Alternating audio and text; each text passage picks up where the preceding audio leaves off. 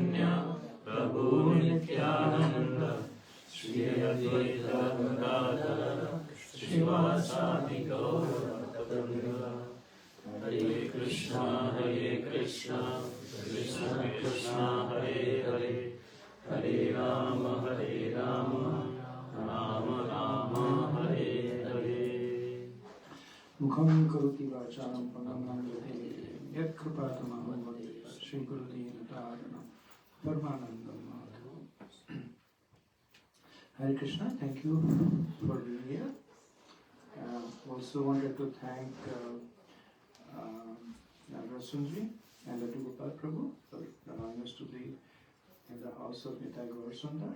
Nitai Gauranga. Nitai Gauranga, sorry. This auspicious month of Kartik in the auspicious association of devotees.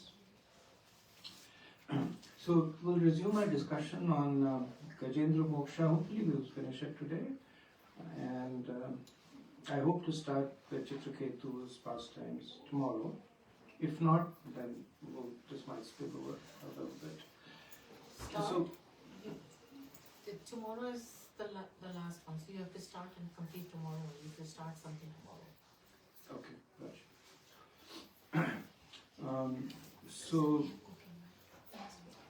So we had done the first 10 verses of the praise by Gajendra, Canto 8, Chapter 3, from verse 2 onwards. And just for a quick recap, so when Gajendra is praying, right, so we had mentioned that how he was praying to some supreme power, right? Om Namo Bhagavate Tasmai. Right? Some Lord he is praying, but based on his past life realizations, he is able to more and more, as he is speaking, describe the qualities of Tasmai, that personality, whoever it is, he is able to describe the qualities more and more, right? So in the second verse, he talked about how he was the supreme origin, right? In the third verse, he talked about how he is the cause of everything, he is the supreme energy. In the fourth verse, he talked about how he was the supreme energetic, which means that not only is the cause of everything, he is also everything that has been caused, which basically means that he creates the material world and he is the material world. In the verse 5, Gajendra talks about destruction. Having talked about creation, he talked about destruction and how that personality is untouched by the process of destruction. In the sixth verse, he says that, subtext, he says that this is all very confusing. That he's creating, he's destroying, but he's still untouched. He's difficult to understand. So then he says that he's inconceivable. He says inconceivable. Now in the seventh verse, now his focus turns to those.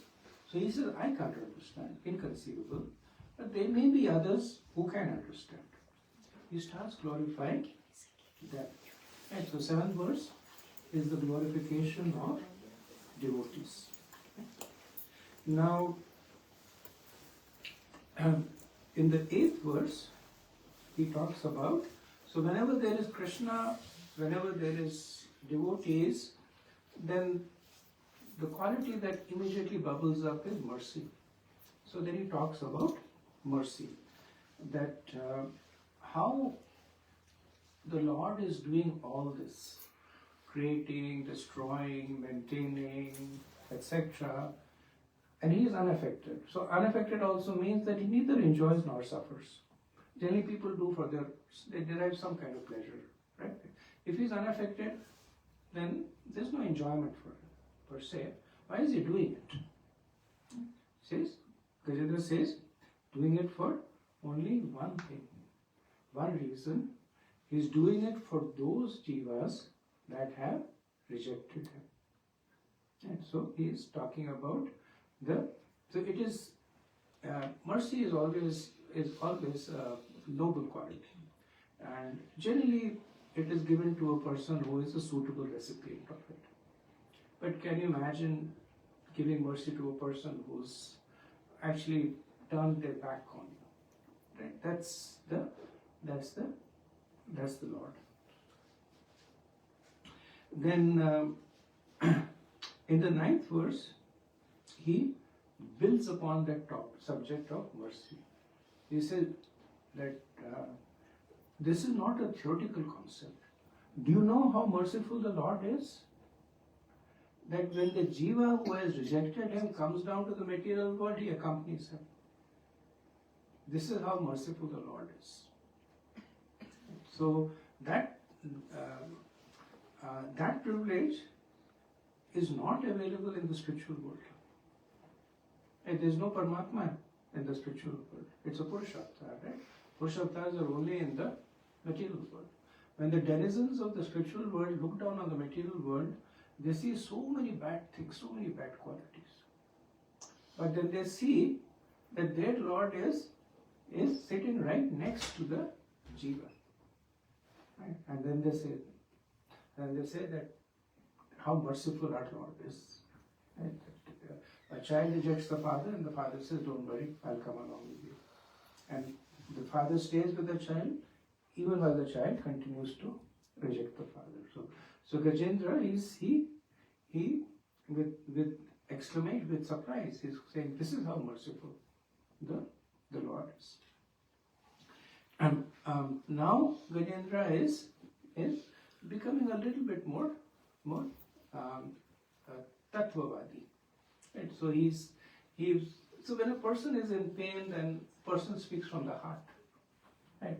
But as he's speaking, he's also becoming a little bit more into trying to explain things to himself. So he's saying that how is it that the Lord, who's hiding inside the heart, who is so subtle, how will he make himself accessible? Right? So that's where we stop. We'll continue from verse 11. The Supreme Personality of Godhead is realized by pure devotees who act in the transcendental existence of Bhakti Yoga. He is the bestower of uncontaminated happiness and is the master of the transcendental world. Therefore, I offer my respect to him. So, in the verse, Gajendra, he addresses the Lord as Kevalya Nathaya. And Prabhupada translates it to that. So Nath is master, and Prabhupada translates Kevalya as the transcendental world. Why is Kevalya called? Why does Prabhupada translate Kevalya to transcendental world?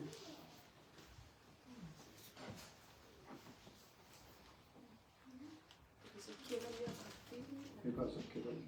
There's only one thing that's being done over here, there, right? That is bhakti over there.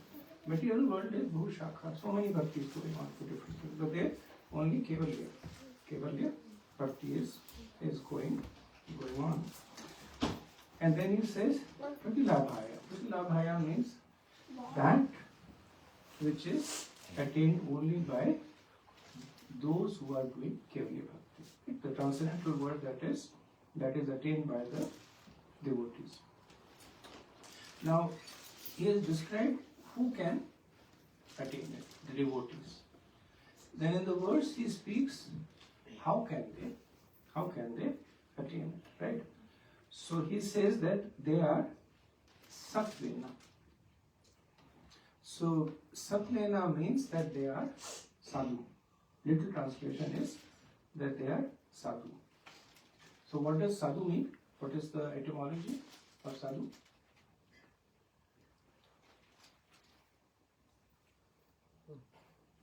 Sadhu means he thinks good about everyone.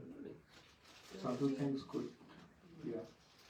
Exactly, yes, one meaning of it. Sadhu also means one who is a sadhaka. Sadhu. That one who is subjecting himself to the scriptures. Or one who is satya, one who is perfected. So the root word is sadha, sadh. So sadhu means that they're following this path of spirituality. Sadhu means one who is detached from the world. Sadhu means detached from the world. So how can it be attained? By the sadhus, right? And Prabhupada, when he expands on this word, he says that that being sadhu means understanding that the Lord is, and that's the next term, is nishkarmena vipaschita. Right? So nishkarmena vipaschita, we are familiar with the word nishkam. Right? In this context, so even in the Bhagavad Gita, nishkam is used in two contexts. Right? Nishkam starts appearing, Krishna starts speaking about nishkam right from the second chapter. Right? And then he keeps speaking about it over and over, right to the 18th chapter. A favorite topic of Krishna, nishkam, akarm, he speaks.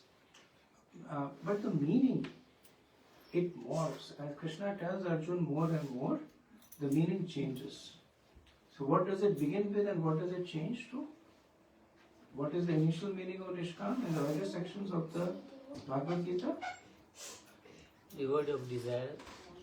So devoid of desire, that meaning doesn't change. Nishkam is, kam is desire, nishkam is devoid of desire. Contextually, Krishna says nishkam, and synonyms he used, nishkam, akam, akarma, akam. So earlier in the Bhagavad Gita, when Krishna speaks about nishkam, he says that one becomes devoid of calm when one begins to identify themselves as a soul. Right? So this is Jnana-ashray, Atma Jnana. I'm not the body, I'm the soul. So why should I run after things that my body is hankering for? Right? Calm is a symptom of the conditioned body. So that is the earlier realization. Later on, Nishkam becomes that Krishna is God, I am Krishna's servant. So my calm is Krishna's, or other way. Krishna's calm is, I'm still conditioned, right? So that's a normal. So Krishna's calm is my calm.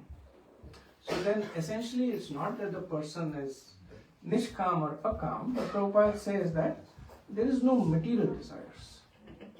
So then nishkam then is aligning your activities, your fruits, your desires according to what Krishna wants. And then of course, how do you know what Krishna wants? That is reflected in what a guru wants. That is reflected in what the devotees want. And that is reflected in what the Shastras speak. Right? So it's not just sitting in vacuum and saying that today I feel that Krishna wants that I should have a 4 or 5 course meal, and then you have 5 course meal. I'm satisfying Krishna's desire. Right? So according to what the process is. And the result is nirvana. Right? Gajendra says the result of this is that one becomes completely free of material activities. And then he ends the verse by saying that for such people who are sattvena, neshkarmena, vipaschita, Krishna reciprocates by bestowing on them sukh, happiness. In the nectar of devotion, when one begins to execute bhakti, two things happen right away, right? One is Kleshangani and the second is Subhada. So of the 6 symptoms of bhakti, 3 symptoms are repeated, or rather one symptom is repeated 3 times, and that is Sukh. Right at the very first stage when one is doing Sadhavedi Bhakti, Sukh appears, right? Then second time it is Moksha Labudakrat, that the happiness from liberation, it becomes like a drop of water in front of the ocean of spiritualness. And finally, at the stage of prema, it is Krishna. I forget the Sanskrit. Krishna Sandara Atman, which is incalculably condensed bliss in the association of Krishna and his devotees. Yeah. So it's not that the devotees are shunning happiness, or they are into like, giving themselves, making them unhappy. In fact, that's their path. Prabhupada once said, once he was asked, can you explain what is this Krishna consciousness, what is it that you're doing, Swamiji? And Prabhupada said, I'm making hippies happy. Yeah, so that is the process of devotion, to be happy without the compensating sorrow that comes in the material world.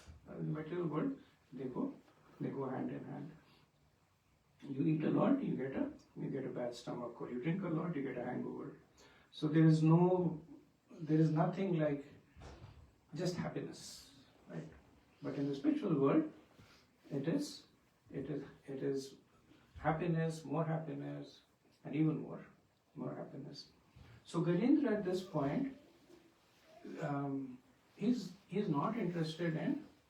He has nothing to do with the crocodile now. And he has nothing to do with his own situation. Right? He's becoming more and more ambitious. Like earlier on, he says, "Patume." You see, 3 times he says, "Protect me, please, protect me, protect me." Now, he's not like saying, "Protect me." Right? What he is saying is, all this he's saying is building up the case that I want to be there. I want to be in the spiritual world with you. Because Krishna always responds to the desires of the devotees. Right? If Gajendra had only said that free me from the crocodile, Krishna would have freed him from the crocodile.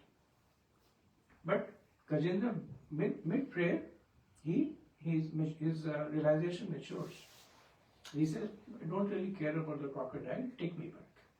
That's what Krishna does. Right? He comes, he catches hold of Gajendra, come back to the spiritual path. Okay, so the next verse, 12. So this is the next verse, I'll do the Sanskrit also.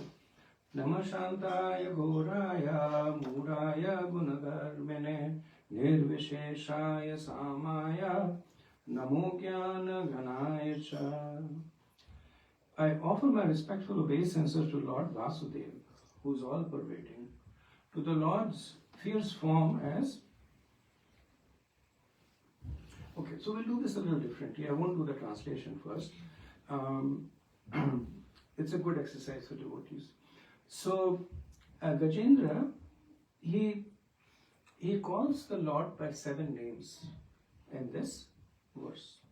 So let's see if we can figure out who's referring to. So he says that Nama is obeisance Shantaya. Right? Shantaya translates to Shant, peaceful. Who's he referring to? Mahavishnu. Who said Paramatma? Yeah, so he's referring to Paramatma, right? So Srila Prabhupada, he puts specific names in the translation for our benefit. Like in the translation, he'll say, which is why I didn't read it. So he says Vasudeva over there, right? But in the explanation, he says that Shantaya is referring to Paramatma. And we'll press for time, but there's a wonderful discussion in why do we call the Paramatma? Shantaya. Think about it that so I remember a short story that I was living for a short time in Bombay, and the person that I was living with, interesting person, like you know, he was living life to the fullest within quotes, right? And it was an interesting experience for me. It was a small, how Bombay. It was small. I was like, we were practically living next to one another, And he would come back late night, and he would, do stuff, etc. And I was there for maybe 3 or 4 weeks. It was the longest 3-4 weeks that I was there. Yeah? And when I was looking at this verse, I was saying, can you imagine Paramatma's flight? He's sitting right next to the Jiva. And the Jiva is doing so many nonsense activities. Right? And he's like witnessing it. Right? So many sinful activities, so many desires, so many this, right? So and the Paramatma is witness not just to the actions but to the thoughts also. Can you imagine? The Paramatma is witnessing all the thoughts also, right? And then he's staying quiet, right? He's not bailing out. He's saying, okay, enough is enough, I'm going now, right? So that's why Shantaya. Despite all that, he's against one of the most agitated personalities in the universe, and he's like, okay, Om Shanti Shanti, right? Then Gajendra says, Ghoraya. Ghor means ferocious. So who's he referring to? Narsimha Dev. And who else? Bhayahari. Parshuram. Then he says, so he says Mudhaya. So Muda means foolish, but Muda also means animal. Right, so here he is referring to Matsya, Kurma, Vara. Any other incarnation that you remember that are animal? Haigriva. Hayagriva, very good.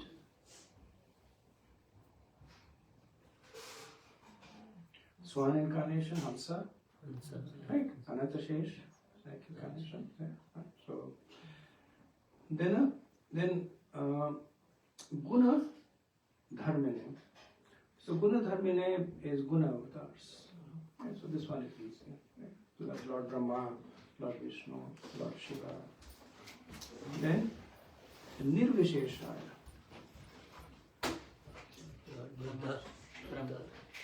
Buddha avatar. Lord Buddha. Lord Buddha. Lord Buddha. Very good, right? So Nirvisheshaya we know, right? Prabhupada's pranam, Nirvisheshaya Shunaya. So Lord Buddha and Lord Dattatreya also. Lord Dattatreya, we don't read much of his teachings, but he also preached impersonalism. Then Samaya. Samaya is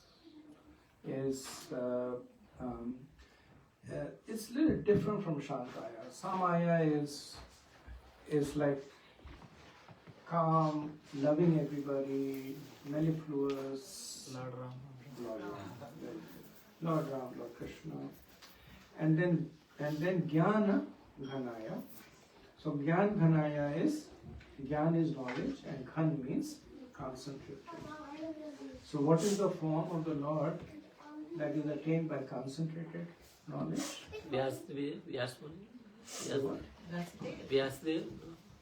No, what's the form of the Lord that is attained through concentrated knowledge? Brahman. The Brahman. Right? So this refers to the Brahman effulgence. Right? So we see that so you see the mood of a devotee over here, right? At one point, the mood of the devotee is, and that even before Gajendra started his prayers, he said Vyavasatmika, that with single-minded, I will now try to attain the Lord. Right? Now he is trying to cover all his bases. right? Samaya, Mudaya, Jnanaghoraya, right? But there's no contradiction over here. Many times when people look, at Hinduism or Krishna consciousness, they say that worship many gods. Right? And Ravindra Prabhu was making this point that we worship many forms of the Lord. We worship only one Lord. We are polymorphic, monotheistic. Only one Lord, and He appears in many forms. Right? And then he is asked, why does the Lord appear in many forms? And he says, why can't He appear in many forms? If you are not able to appear in many forms, that's your problem. That's not the Lord's problem. Why are you projecting your limitations on the Lord? Right? Because you're trying to bring the Lord down to your level. That I have this form, I can't have a different form, so the Lord can't have a different form. There's a difference. The difference is that the Lord is all powerful. Okay, let's do the next verse. So this is verse 13. I beg to offer my respectful obeisances unto you, who are the Super Soul, the superintendent of everything and the witness of all that occurs. You are the Supreme Person, the origin of material nature, and of the total material energy. You are also the owner of the material body. Therefore, you are the Supreme Complete. I offer my respectful obeisances unto you. Right? So the verse starts with Kshetragya Namastubhyam. Anyone knows where Kshetragya comes in? The Bhagavad Gita. Which chapter? 13. 13th chapter, right? So, Srila Prabhupada quotes the verse over here, and this is the almost classical complete definition of a super soul. And the whole chapter, 13th chapter, is devoted to understanding Kshetra, Kshetragya, Purusha, Prakriti, right? So, Gajendra essentially has condensed the 13th chapter in this verse.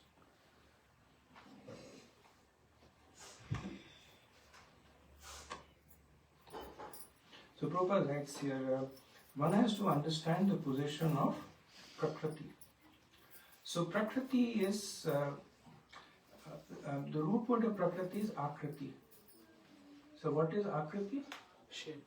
Form, shape. Right. So Prakriti is, in a way, it is, so what is Prakriti doing? This is something that Gajendra will speak in the next verse. If you look at it, what is Prakriti doing? In different forms, variety of forms. For what purpose? Keep us covered. No, for our enjoyment. For enjoyment. Yeah. Right. Variety So why is Prakriti taking so many forms? Because there are so many ways that we want to enjoy Prakriti. So that is the Akriti. That is the Akritis that it is taking. So Prakriti is a reflection of our desires. And there's a saying that for every desire that you have, there is some way to satisfy it. Right? So some people like to fly, some people like to swim, some people like the solitude of the forest, some people like to be in cities. There is some way. That is that the material nature and the modes of material nature, they are there.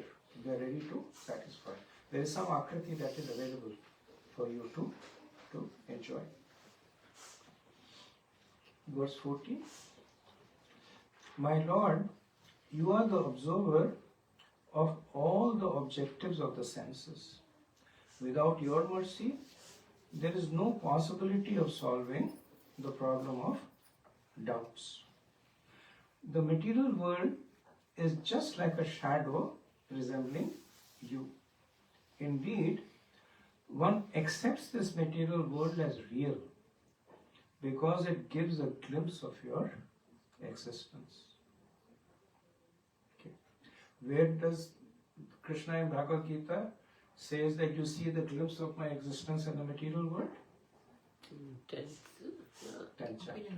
Vibhuti. 10th chapter, Vibhuti Yoga, right? Krishna says that And so on, Of the so on. serpents, I am this, and of the stars, I am the sun, I am the moon, right? So he says, look around you. And anything that you see around that is of value, know that to be me. So Gajendra is making the same point over here. That even though this material world has been created for us to enjoy, but it is also a place for us to go back to the spiritual world. And that is why Krishna is still manifesting himself in the material world. And in the Srimad Bhagavatam, when Sukadeva Goswami starts speaking, so Parishad Maharaj asks him two questions, right? That what is the duty of a person who's about to die? And what is the duty of a person who is living in the society? Right? And Acharya says essentially, you can look at both the questions are the same because everybody is about to die.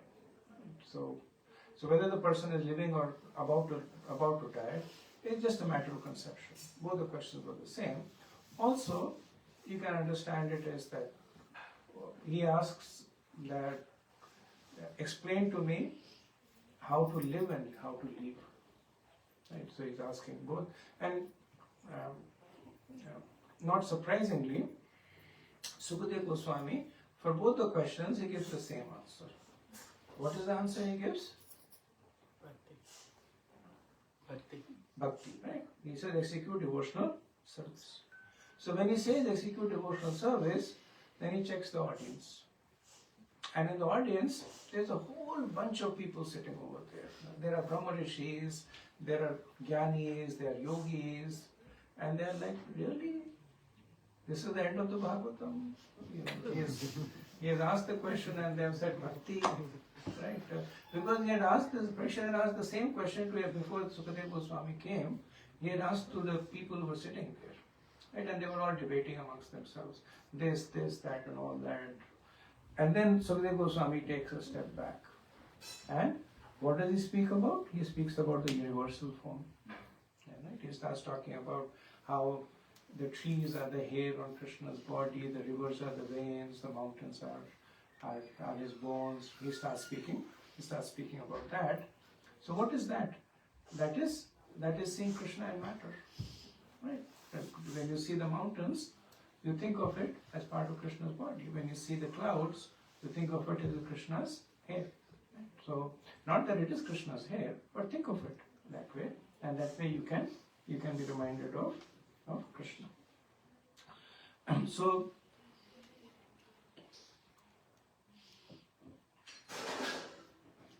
one of the important points that he makes over here is that without your mercy, there is no possibility of solving the problems of doubts. Right? So, in this whole process of bhakti, the biggest challenge is doubts. Whether the person is looking to take to bhakti or whether the person is practicing bhakti. The single biggest problem, the single biggest impediment is doubts. Is Krishna real? Or is there a God? Or are there other gods? Is this the process? Are there other gods? And Gajendra, by this time, he has reached the stage of practicing devotee. So he is relating to the facts. Even though he is glorifying, but he is relating to the facts. Right? So Gajendra, from an elephant, became a perfected devotee in 26 verses. And he had a quick arc over there, but he goes through the stages. Right? So he talks about saying that forget about the crocodile. The thing that will pull me down the most are doubts. And the doubts cannot be solved by me. And so the point he's making is, I need the mercy of the Lord.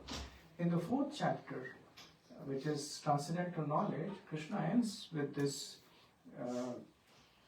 with this word which is a little intimidating. Like he says, Agyascha Shadadanascha Sanshayatma Vinashati Nayam Lokaste Naparo Na Sukham Sanshayatma. Right, so he talks about two people, Agyascha Shadadanascha. Agyas is ignorant, and Ashradadanas is the doubting. He says, Agyas, okay, they're ignorant, they're innocent. But he says, these Ashradadanas, Nayam Lokasti Naparo.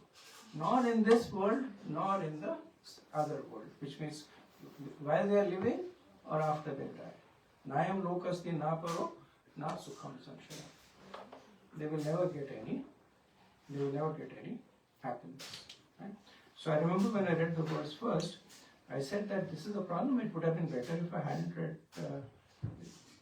so now you know a little bit, but you don't know enough, or you don't have enough sukriti to be fully committed to it. So Agyas was okay. Krishna is very kind to Agyas. It's like, now it's not that much in the temple, but at one point in the temple there was a lot of preaching going on. Right? So when people would come in the temple, then the temple devotees, and even like we would also be there. So we would identify people who had come for the first time. And they would say, oh, Hare Krishna, Hare Krishna. So they had separate prasadam for them, right? So they would get separate prasadam and get them a good place to sit and talk to them. And once they became devotees, then we would stand in the back of the line. So it's like till the time that if they were ignorant, they were innocent. So they got a lot of mercy. Radhanath Maharaj tells this incident, a little sad also. He says that in the Chapati temple, there was a person who was coming for a long time, and he could see that he was very, very sattvic. He was chanting, etc., everything was doing. So Maharaj once approached him and said, you've been coming for such a long time, you haven't taken initiation, you haven't become you haven't taken to be a devotee. And he said, I've been coming for a long time because I love this place. I love how they treat me. But then I also see how they treat other devotees. So I want to be. And Maharaj was saying, okay, you are an intelligent.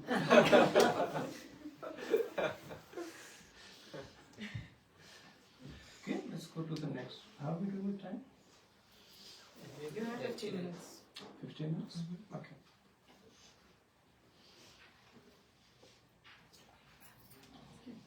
So this is verse 15. My Lord, you are the cause of all causes, but you yourself have no cause. Therefore, you are the wonderful cause of everything.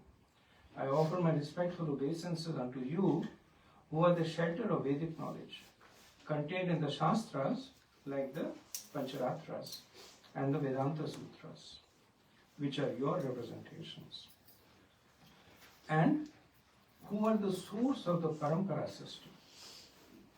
Because it is you who can give liberation, you are the only shelter for all transcendentalists. Let me offer my respectful obeisances unto you. So previous verse, Gajendra had talked about the biggest challenge, like doubts. Right? So as practicing devotees, how do we get our doubts resolved? So those key aspects he talks about in this verse, right? So he says that you are the shelter of the Vedic knowledge and you are the source of the parampara. Right? So what do we do when we have doubts? We go to our spiritual master, we go to senior devotees, and we read the scriptures, or they speak from the scriptures. Right? So when Krishna condemns Ashradadanas, he's condemning because despite giving all the facilities, right, if somebody is not able to avail it, then the person needs to more work is needed. So here Gajendra is glorifying the Lord. Right? He is saying that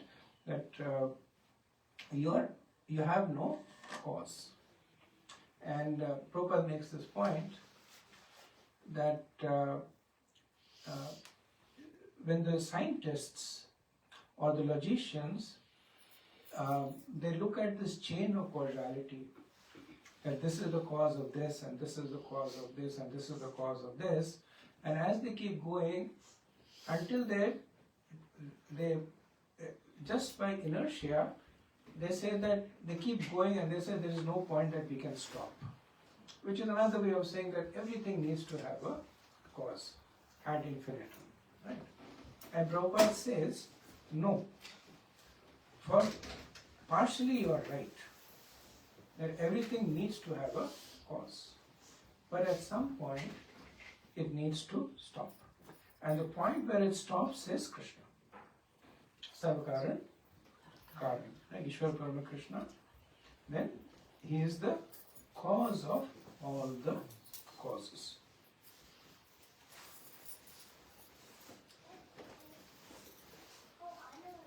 So one of the questions that is asked over here is that when Gajendra says that Krishna is eternal, he also says that the Vedas are eternal and the Jivas are eternal. Why is that?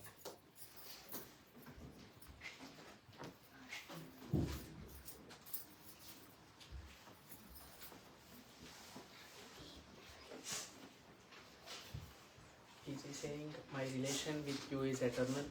Very good. So, Gajendra is saying that bhakti is eternal. Right? Because see the mood of Gajendra, right? He's getting absorbed. So, like they say that Krishna is great, Krishna is the greatest. There is one thing that is even greater than Krishna, and that is bhakti to Krishna. And because Srimati Radharani, she is the personification of bhakti, that's why devotees say that more than Krishna is Radharani. Right? Which is another way of saying that more than Krishna is bhakti to Krishna. Right? So he is developing that mood of a devotee, and devotee's sustenance is devotional service. And that's where they get their life from. That's where they get all the senses to be enjoyed. That's where they get the Sangha of the Vaishnavas. That's where they get the worship of the Tikis, Krishna Katha. Where is all this coming from? All this is coming as angas of bhakti.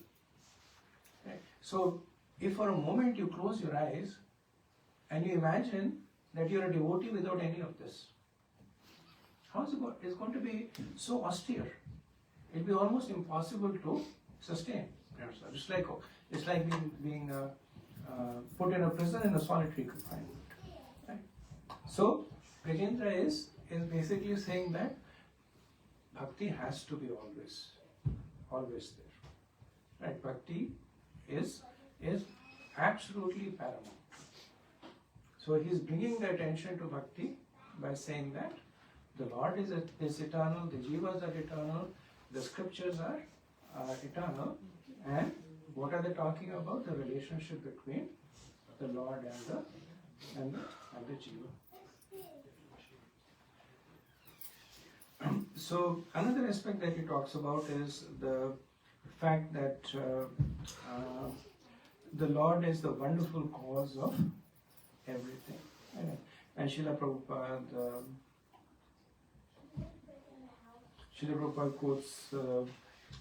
quotes a verse from Isopnishad on this. Which verse would he quote on this one? Om Purnamaya. He quotes Om Purnamaya Purnamaya Purnamaya. Okay, verse 16. My Lord, as the fire in Aranya wood is covered, you and your unlimited knowledge are covered by the material modes of nature. Your mind, however, is not attentive to the activities of the modes of nature. those who are advanced in spiritual knowledge are not subject to the regulative principles directed in the Vedic literatures.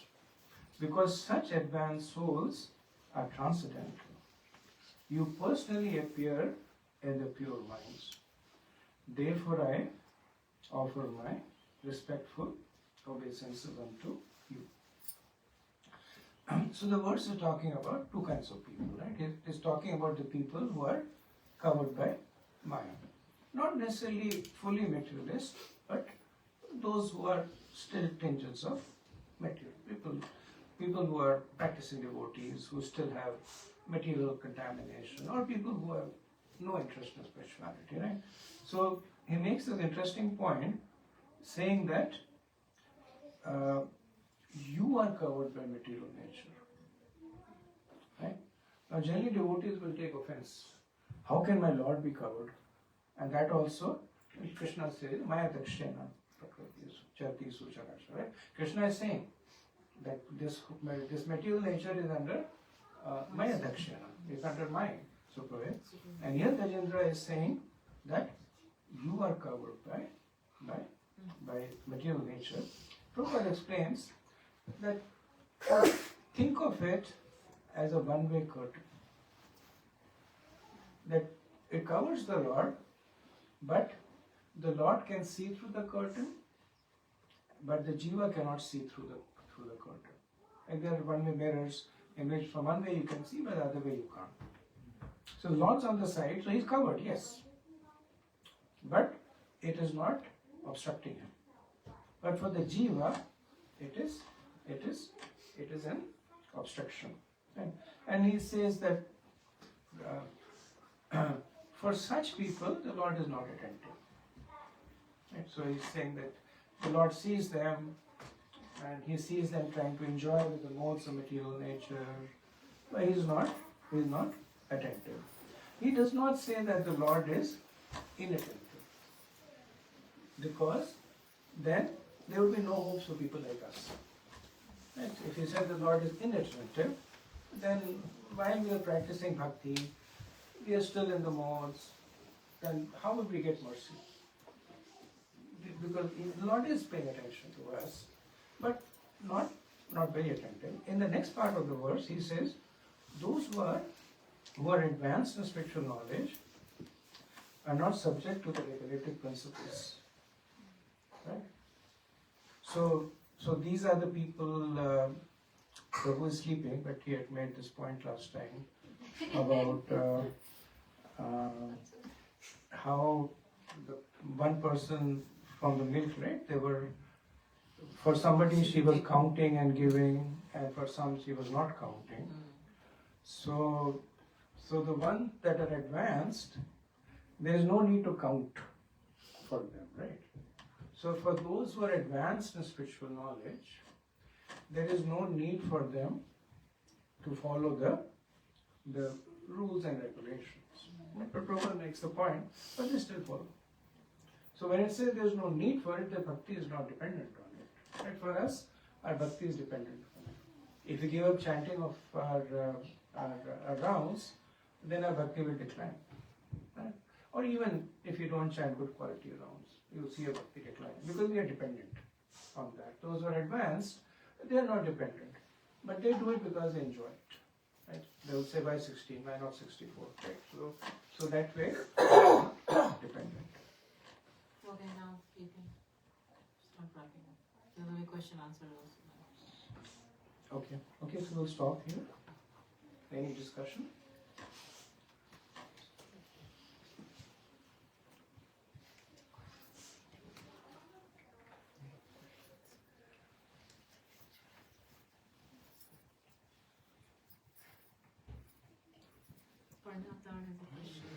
Hi Krishna. Yes, Prabhu. Sorry. So thank you, Prabhu. So in the beginning you spoke about how we turned our back to Krishna, and he's so merciful, he still gives us mercy. So I was trying to get a sense of how bad was it that, when we turned our back to Krishna. Because in this world we see examples of people being envious of each other or hating each other. So I'm trying to get a sense of, what it was like what is it really? Like, what is a good example of how we can understand? It's a very good question, Prabhu. It's also a very difficult question to answer. Most of the scriptures don't talk too much about it. You know, so this is the classic question of the fall of the jiva. You know, why did the jiva fall? How did imperfection appear in perfection? That in the spiritual world, if everybody is Sachitanand, then how did ignorance appear in knowledge? Right? Here we can understand that a seed of ignorance can become a tree of ignorance, but there has to be a seed. In the spiritual world, the seed is also not there. They are experiencing the ecstasy of spirituality every day, every moment. So how did it fall? It's a difficult topic, and also it's a very controversial topic. There's a devotee who once wrote a book saying that not even a leaf falls in the spiritual world. Right? So he published the book, and when the GPC met in Mayapur, then he set up a stall with his books. One sannyasi opened his book, read it, he went to his room, and then within 5 minutes all the books were taken off the table. So it's also a topic that is, because not much has been spoken about, it allows one to speculate a lot. Srila Prabhupada was asked about this more than once. What's the cause of the fall of the jiva? And Prabhupada gave the example that if your house is on fire, you should try to get out of the house. Don't try to figure out, did the fire start in the kitchen or the bathroom, and was it an electrical fire or arson? So he said, once you're out of it, then you can, if you want, you can figure it out. Right? So, yeah. And in the context of this world, like, you know, if we try to think, okay, we were envious of Krishna, you know, that's what we are told we were. So I don't necessarily mean only the first instance when we are envious of Krishna, but how do we understand in this world, how much have we turned our back to Krishna? I mean, clearly a lot. But when we turn our back to somebody in this world, we're angry with them, or we are either vengeful or conniving, or overtly envious. But I can't imagine that that's our attitude towards Krishna in that way. We don't want to bring him down, but we do, because we are supposed to be envious of Krishna. That's why we are here. So right now in this state, how envious am I of Krishna? How do I understand that part? So our measure of our envy to Krishna is can be directly correlated to how much I've been trying to enjoy the material world. Okay. So that's a pretty easy index for us to. Prabhupada was asked a similar question, and he said that where do you draw your sustenance from? Who do you turn to when you're looking for happiness? If it is in the holy name, if it's in the Vaishnava Sangha, then that's one thing. If you're trying to enjoy within the material nature, that's how much you have turned away.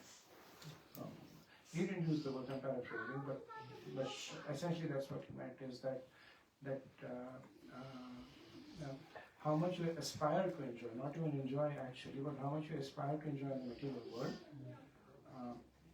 that's how much we have turned away from Krishna. So I'm so callous towards Krishna, I'm keeping on turning towards material enjoyment, and he's calling, but I'm very callous and I'm turning away. Callous, and also because it's the nature of the soul to seek happiness. Right, so Anandamai, by nature the soul is pleasure seeking.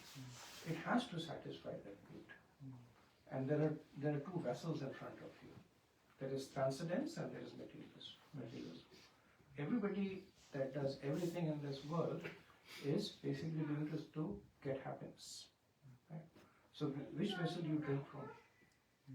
If you're drinking from this vessel, then that's how much you're not drinking from that vessel.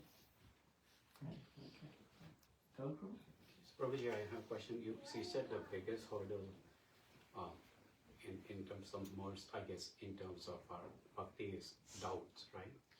But the one way of I looking at it, I mean, I always question everything because my mind is analytical. I always, anything I do, I question.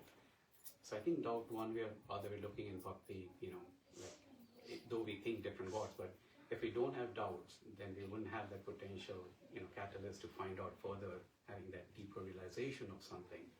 So one way or other, I think having a doubt is good rather, because then you're going to go deeper into it, knowing that, like for example, reading Bhagavatam, right? I would not have that.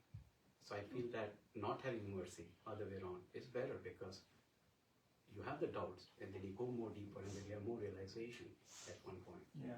So Good that's point. something Those are from good my doubts. perspective. Those are I good guess. doubts. So doubts that that's why when Gajendra spoke about the danger of doubts, in the very next verse he speaks about Krishna being the source of parampara and the scriptures. They are there for your doubts, right? Tadvidi pranipatena pariprashnena sevaya. Right? Why do you question when you have doubts? So in itself, having doubts is not bad. What is bad is, what do you do when Krishna is condemning Ashradhanascha? When he's condemning those people, they are those people who live in those doubts. Because the whole purpose of doubts is that it should hopefully take us to Krishna. What do the Vedanta Sutras start with? What is the first sutra? Huh? No, the Vedanta Atato Brahma Jigyasa. Right. Let us now inquire about the nature of, or inquire is a close word, but Jigyasu.